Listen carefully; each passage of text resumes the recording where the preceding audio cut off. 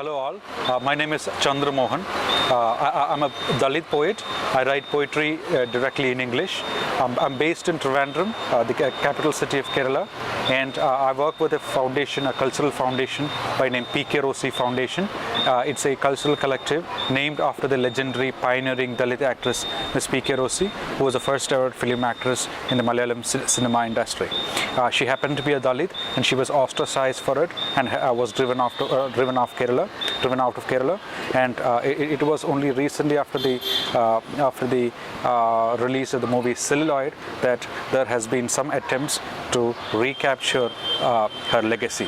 So this is so I work with a cultural collective that tries to tries to help the Dalit struggle for human rights and justice.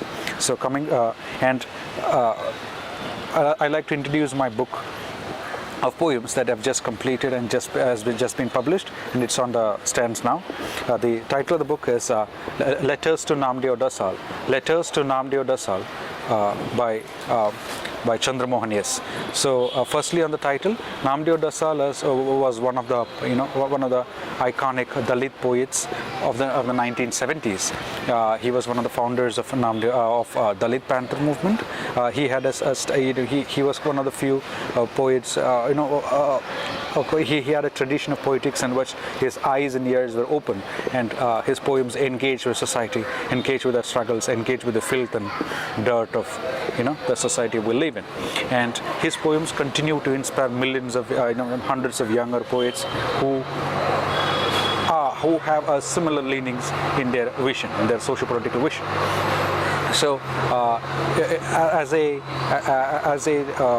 ode of respect to him, these are poems my collection is titled Letters to Namdeo Dhasal. So I happened to read Namdeo Dhasal's poems via English translations by Dilip Chitra and published by Navayana. So those poems electrified me. Those poems had an ability to enrage anyone who reads it. It would rouse us to new poetics, a new vision, would fill us with an energy to think about a new world, another world is possible for Dalits. This possibility was thrown open by his revolutionary, powerful, explosive poems. Since this is a collection of poems conceived and written in English, I would like to say a few statements about the limitations of translated fiction, translated Dalit literature that's available in English language. So we all know that studies in Dalit literature, dwelling on the lives of Dalits, trying to bring the Dalit resistance movement into the discourse of the nation has become a fad. Dalit literature is a fad in academia. There are n number of UGC-sponsored conferences, seminars on Dalit literature, Dalit studies, etc. And does it help the cause of the lot of the Dalits is to be seen in due course of time. And most of the literature that is deliberated upon in these conferences are translated into English language from their respective vernaculars. This throws open a new challenge. This throws open a very important epistemological challenge. Firstly, a lot of Dalit literature is written in a very special, local, rustic dialect of the vernacular, and often this is lost in translation. So what is lost in translation is the soul of the spirit. The soul of the Dalit spirit is lost in translation most of the time because of the cultural specificities of the language. Secondly, who translates the work and what is selected? What body of work that is available in the vernacular is selected and translated in English, and who translates it? Dalits have a very less say. That is, most of the time it is the academia, the faculty who is not who need not necessarily be affiliated or sympathetic to the Dalit caste, who may not understand the true aesthetics, the true liberative potential of the text the text, the collection of poems or short stories or novella is doing the, he's commissioning the translation. He chooses the translators and maybe he edits them. As a result, the soul, the spirit of the Dalit liberative struggle could be lost in the process of translation.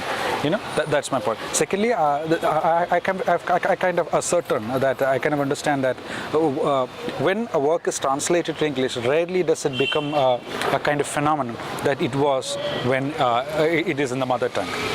A writer writing, when it is conceived in the nuances of English language and then distributed and deliberated upon in that way, has a higher sense of ability to influence the reader than, in my opinion, than a translated fiction which might read jarring at many times.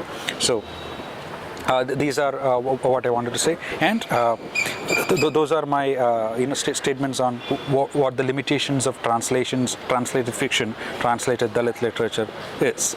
And briefly about the book. So since these are a collection of poems, collections of poems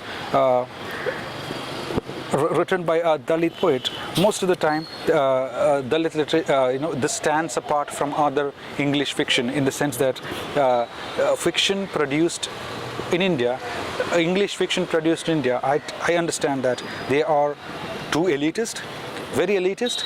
They appeal to the sensibilities of the upper middle classes of India, which are unmarked, upper class and upper caste and urban.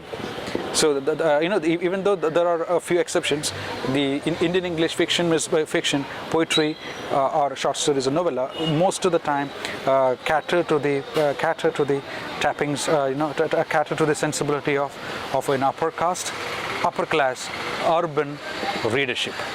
So a sense of poetry that looks deeper into the filth of India is still lacking, is still relatively unknown in the English world, the poetics in English world. And a Dalit poet writing directly in English is endowed with a unique opportunity to convey the pangs of the underbelly to a huge audience. Writing directly in English is to a huge, really unimagined number of readers. So a small quote from the foreword puts across this point. Like in these poems, I fight a war against the gross Indian maladies of caste, religion, violence based on gender, and these themes in Indian English poetry are often not welcome.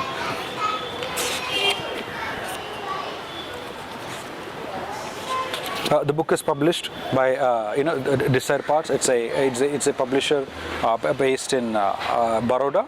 Mr. V. Divakar runs a little magazine by name The Baroda Pamphlet.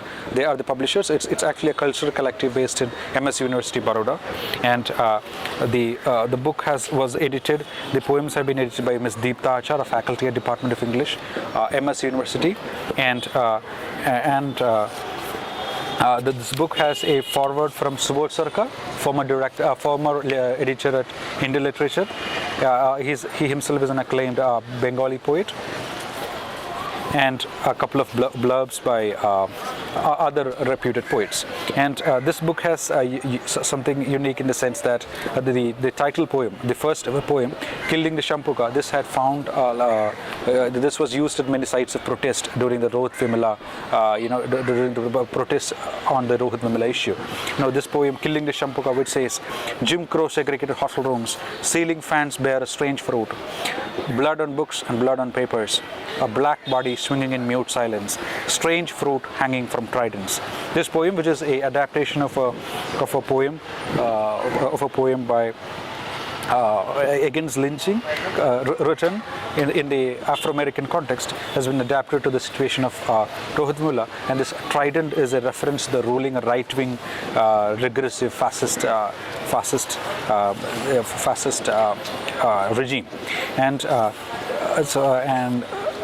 And there are similar poems, which protest moral policing. There are poems that talk about the plight of migrant laborers in Kerala. The God's own country, which has very high human development indices, has about 30 lakh migrant laborers who rarely get a mention in the cultural discourse of this land.